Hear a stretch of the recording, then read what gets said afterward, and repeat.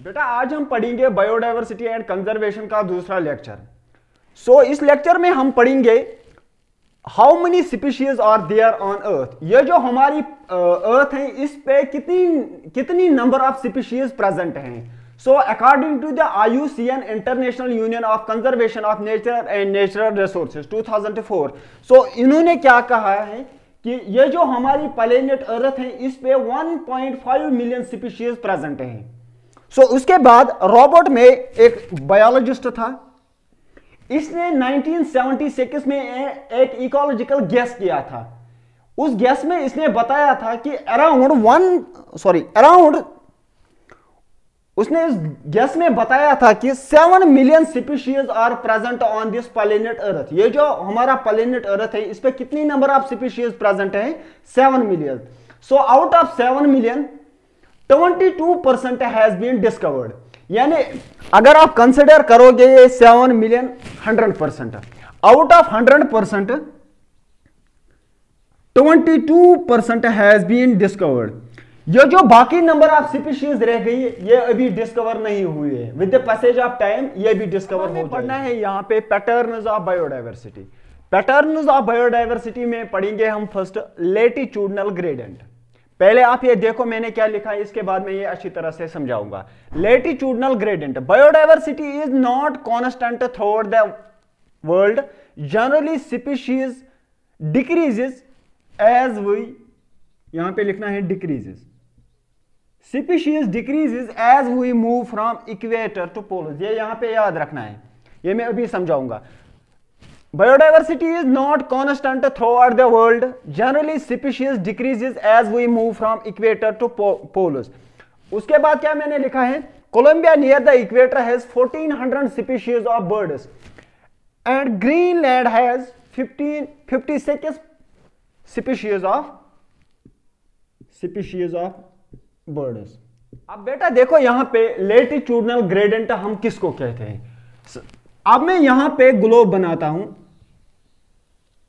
ये यहां पे ग्लोब है। हाँ, ग्लोब में सेंटर में आपने देखा होगा कि यहां पे प्रेजेंट होती है इक्वेटर। और इस इक्वेटर को हम रखते हैं 0 डिग्री। इसको हम कहते हैं नॉर्थ पोल, इसको हम कहते हैं साउथ पोल। यहां पे एक और लाइन है, यहां पे ऐसे, सॉरी इसको मैं फिर से ड्रा करूंगा। यहां पे 23 डिग्री एंड हाफ, यहां पे भी मैं ऐसे ड्रा करूंगा 23 डिग्री एंड हाफ। इसको मैं यहां से ड्रा करूंगा 66 डिग्री एंड हाफ।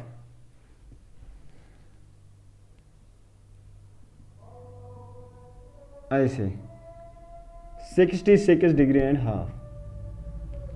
इसको यहां पे हम 90 डिग्री, यहां पे भी 90 डिग्री। अच्छा अब बेटा देखो यहां पे मसला क्या है। ये इक्वेटर पे मैंने लिखा है यहां पे 0 डिग्री। 0 डिग्री मीन्स आप सपोज इस लाइन पे हो 0 डिग्री। अगर आप यहां से मूव करोगे और डिस्टेंस कितनी क्रॉस करोगे? 111 किलोमीटर। अगर आप 0 डिग्री से चलोगे, सपोज आप इस लाइन पे हो, अगर आप 111 किलोमीटर चलोगे ऊपर नॉर्थ के साइड में, तो आपने 1 डिग्री को पार किया। 111 किलोमीटर मीन्स 1 डिग्री। अगर आप यहां से 2 डिग्री चलोगे तो कितना लिखेंगे हम? 222 किलोमीटर। अगर आप 3 डिग्री चलोगे 333 किलोमीटर, यानी 111 किलोमीटर 1 डिग्री है। अगर आप 2 डिग्री चलोगे तो 2 × 1 1 1। इसी तरह अगर आप 3 डिग्री चलोगे ऊपर, इसी तरह आप पहुंचोगे कितने तक? 23.5 डिग्री। यह जो लाइन यहां पे है इसको हम कहते हैं tropic of Cancer. Tropic of Cancer. इसी तरह आप जब यहां चलोगे 23.5 डिग्री, 23.5 डिग्री मीन्स 23.5 × 111 किलोमीटर, क्योंकि 1 degree is equal to 111 kilometre, 111 kilometre. इसको हम कहते हैं tropic of Capricorn, tropic of Capricorn. इसको हम कहते हैं आर्टिक, इसको हम कहते हैं एंटार्क्टिक लाइन, एंटार्क्टिक लाइन या एंटार्क्टिक रीजन। अब देखो यहां पे ये जो इसमें एरिया है, area which lies in between the equator and the tropic of Cancer, इसको हम कहते हैं ट्रॉपिकल एरिया, ट्रॉपिकल एरिया या ट्रॉपिकल जोन। ये एरिया भी है 0 degree and tropic of Capricorn के दरमियान, इसको हम कहते हैं ट्रॉपिकल जोन। इस एरिया को हम कहेंगे, ये जो 23 डिग्री हाफ से 66 डिग्री हाफ तक, इसको हम कहेंगे यहां पे टेम्परेट जोन। यहां पे भी 23 डिग्री हाफ से 66 डिग्री हाफ, इसको भी हम यहां से यहां तक कहेंगे टेम्परेट जोन। और इन दो रीजन को हम कहेंगे, इसको हम कहेंगे आर्कटिक जोन, इसको हम कहेंगे एंटार्क्टिक जोन और फ्रिजिड जोन। अब देखो यहां पे मसला क्या है, ये जो कंट्रीज इस एरिया में आई, जब आप ग्लोब उठाओगे तो उस ग्लोब में आप देखोगे इक्वेटर, इक्वेटर के ऊपर आप देखोगे नॉर्थ साइड में 23 डिग्री एंड हाफ, साउथ में देखोगे 23 डिग्री एंड हाफ। इसमें सबसे ज्यादा नंबर ऑफ स्पीशीज आप पाओगे, क्योंकि यहां पे टेम्परेचर ज्यादा होता है। जब टेम्परेचर ज्यादा होगा तो रेनफॉल भी ज्यादा होगा, जब रेनफॉल ज्यादा होगा तो नंबर ऑफ स्पीशीज इस एरिया में आप ज्यादा पाओगे।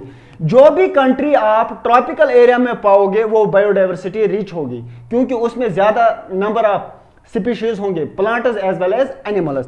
As we move from equator towards the poles, अब देखो यहां पे अगर आप इक्वेटर से मूव करोगे टुवर्ड्स द पोल्स, यहां पे आप ज्यादा बायोडाइवर्सिटी पाओगे, लेकिन जो ही आप इक्वेटर से दूर हो जाओगे स्पीशीज रिचनेस डिक्रीज हो जाएगी।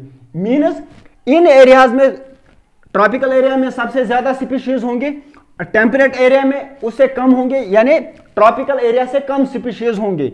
और जब आप चले जाओगे लास्ट में यहां पे फ्रिजिड जोन में, आर्कटिक जोन में, या यहां पे जाओगे एंटार्क्टिक जोन में, तो यहां पे सबसे कम नंबर ऑफ स्पीशीज आप पाओगे, क्योंकि यहां पे सनलाइट भी कम है, और जब टेम्परेचर यहां पे कम होगा तो रेनफॉल भी उतना ज्यादा नहीं होगा। और यहां पे आप ज्यादातर देखोगे यहां पे ज्यादातर आइस होता है। तो तभी मैं कह रहा हूं यहां पे ट्रॉपिकल जोन में आप सबसे ज्यादा नंबर ऑफ स्पीशीज पाओगे, सब ट्रॉपिकल और टेम्परेट एरिया में उससे कम, और फ्रिजिड जोन में सबसे कम नंबर ऑफ स्पीशीज आप पाओगे। इनको हम कहते हैं, जब आप ग्लोब पे देखते हो, इनको हम कहते हैं लेटीट्यूड्स। जैसे हम कहते हैं कि आप लेट जाओ, लेटना मीन्स जो लेट गया हो, इसी तरह यह भी लेटी हुई है यहां पे, इनको हम कहते हैं लेटीट्यूड्स। तो तभी जो पहली टर्म यहां पे लिखी थी लेटीट्यूडनल ग्रेडेंट, यानी as per gradient we are moving upwards. Tropical area ये यहां पे एक लेटीट्यूडनल ग्रेडेंट है, उसके बाद है टेम्परेट एरिया और एक लेटीट्यूडनल ग्रेडेंट है, उसके बाद है फ्रिजिड जोन, वो भी एक लेटीट्यूडनल ग्रेडेंट है। आई होप ये आपको अच्छी तरह से समझ। अच्छा बेटा देखो यहां पे आप कोलंबिया, ये जो कोलंबिया है ये किस में आता है, ये ट्रॉपिकल एरिया में आता है। ट्रॉपिकल एरिया मीन्स, अब देखो यहां पे अभी मैंने समझाया था, ये ग्लोब है, यहां पे ये इक्वेटर है, यहां से यहां इस रीजन को हम कहेंगे ट्रॉपिकल एरिया। कोलंबिया किस में आता है, ट्रॉपिकल एरिया में। अगर ये कोलंबिया ट्रॉपिकल एरिया में आता है तो उसमें ज्यादा स्पीशीज होंगी। इसी तरह यहां पे देखो आप, यहां पे बर्ड स्पीशीज कितनी है, 1400 स्पीशीज ऑफ बर्ड्स कोलंबिया में, क्योंकि ये इक्वेटर में लाई करता है। इसके बाद है ग्रीनलैंड, ग्रीनलैंड यहां पे 56 स्पीशीज ऑफ बर्ड्स पाओगे आप। यानी ग्रीनलैंड जो है, Greenland is close to the pole, north pole. यहां पे देखोगे आप, अगर कोई भी इस रीजन में आएगा या इस रीजन में आएगा, वहां पे स्पीशीज कम होंगी।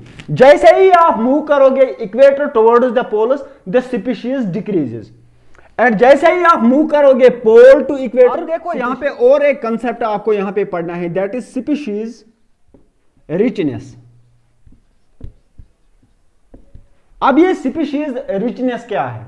सपोज आप किसी एरिया में चले गए, ये एक एरिया है, इस एरिया में आपने क्या देखा, इसमें सपोज 10 काउज थी, इसी तरह इस एरिया में 10 गोट्स थी, इसी तरह इस एरिया में 10 हॉर्सेस थे, इसी तरह इस एरिया में 20 बुफेलोज थी। इसमें क्या लिखा मैंने, आप एक एरिया में चले गए, उस एरिया में आपने क्या देखा, वहां पे 10 गाय थी 10 गोट्स थी, इसी तरह 10 हॉर्सेस थे एंड 20 बुफेलोज थी उस एरिया में। आप दूसरे एरिया में चले गए, आप देखो यहां पे इसमें कितने नंबर ऑफ इंडिविजुअल्स है, ये 20 10 हो गए 30 40 50, यहां पे मैंने लिखा 50। लेकिन स्पीशीज देखो, काऊ एक अलग स्पीशीज है, गोट एक अलग स्पीशीज है, हॉर्स एक अलग स्पीशीज है, बर्ड है, बुफेलो एक अलग स्पीशीज है। यहां पे कितनी स्पीशीज है, 1 2 3 4 स्पीशीज। इस स्पीशीज के 20 इंडिविजुअल है यहां पे, इस स्पीशीज हॉर्सेस के 10 इंडिविजुअल है यहां पे, इसके 10 इंडिविजुअल है, इसके भी 10 इंडिविजुअल है। अब आप चले जाते हो किसी दूसरे एरिया में, आपने वहां क्या पाया, आपने पाया वहां पे 10 cows, suppose 10 goats, 5 horses, 5 cocks, इसी तरह आपने पाया 10 monkeys एंड 10 बुफेलोज। इसी तरह आप देखो यहां पे इसमें कितनी स्पीशीज इंडिविजुअल्स थे, 50 इंडिविजुअल्स। अब इसमें देखो कितने इंडिविजुअल्स हैं, 10 20 30 40 50। इसमें भी कितने इंडिविजुअल्स हैं, 50 इंडिविजुअल्स। इसमें कितनी स्पीशीज थी, बुफेलो एक स्पीशीज थी, हॉर्सेस एक स्पीशीज थी, गोट एक स्पीशीज थी, इसमें टोटल 4 स्पीशीज थे। अब देखो यहां पे काऊ एक स्पीशीज है, गोट दूसरी, 3rd 4th 5th 6th, और अब हम देखते हैं इसमें 6 स्पीशीज हैं। इंडिविजुअल इसमें भी 50 है, इंडिविजुअल इसमें भी 50 है, लेकिन अब देखो यहां पे 4 ही स्पीशीज है, यहां पे कितने स्पीशीज है, यहां पे 6 स्पीशीज है। तो हम कहेंगे ये एरिया जो है ये स्पीशीज रिच है as compare to this area, क्योंकि इसमें ज्यादा इंडिविजुअल सेम है लेकिन स्पीशीज इसमें कम है as compare to this area. So हम इसको कहेंगे स्पीशीज रिचनेस। इसके बाद हम देखेंगे यहां पे species area relationship. Alexander one Humboldt ने क्या किया था कि ये एक्चुअली ये जो साउथ अमेरिका के जंगल है ये उनमें घूमने गया था। फिर उसने क्या कहा वहां से आके, उसने कहा कि species richness increases with the increase in the area but up to a certain limit, beyond that species remain. अब बेटा देखो यहाँ पे हमारे पास सपोज एक एरिया है, एक ग्राउंड है, उसमें जगह है कि उसमें सिर्फ 10 प्लांट्स उग सकते हैं। एक एरिया हमने लिया सपोज यहां से यहां तक, उसमें सिर्फ 10 प्लांट्स उग सकते हैं, छोटे छोटे प्लांट्स। ये 10 प्लांट्स इसमें आए, इनको हम कहेंगे 10 स्पीशीज। सपोज ग्रास का एक प्लांट आया, दूसरा प्लांट आया, तीसरा प्लांट आया, 10 प्लांट इसमें आए, उन्होंने यहाँ पे ग्रो किया, ये फुल हो गया। इसके बाद हम और इससे बड़ा एरिया लेंगे, लिया हमने इससे बड़ा एरिया, ये एरिया बड़ा है, इसमें स्पीशीज भी ज्यादा आएंगी। अगर हम इससे बड़ा एरिया लेंगे, इससे बड़ा, तो उसमें ज्यादा स्पीशीज आएंगी, लेकिन जो ही हम एरिया इंक्रीज करते जाएंगे तो स्पीशीज नंबर क्या इसमें ज्यादा आएगा।